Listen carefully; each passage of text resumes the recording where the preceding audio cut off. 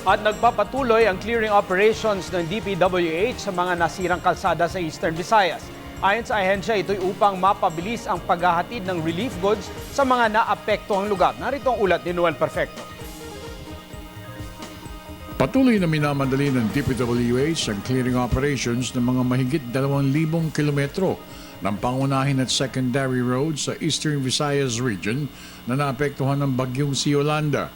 Ayon kay DPWH Secretary Rogelio Singson, layunin na naturang malawakang paglilinis ay upang mapabilis ang pag-deliver ng mga relief goods sa mga lugar na naapektuhan sa Tacloban, Ormoc, Gian at iba pang kalapit na bayan sa rehiyon. Kasama rin na kinukumpuni ng kagawaran ng mga regional at district offices ng DPWH sa 7 lugar sa Leyte. Kasama na rito ang Baras Palo, Pawing Palo, Carigara, Vilba, Ormoc at Tacloban. Kasama rin ang district engineering offices sa Naval, Biliran at Calbayog, Samar. 3 sa mga ito ay totally destroyed habang iba naman ay partially damaged lamang.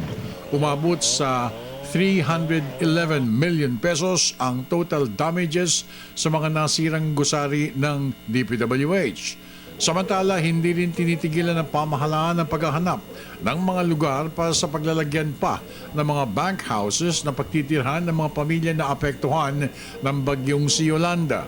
Sa ngayon ay meron na rin naitalang 43 ektarya ng mga lupain sa Tacloban City, Tanawan, Palo, Basay at Marabut sites para sa paglalagyan ng mga bank houses o shelter homes.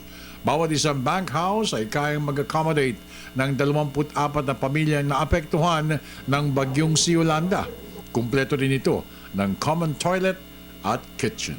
Para sa Telebisyon ng Bayan, ako naman si Noel Perfecto.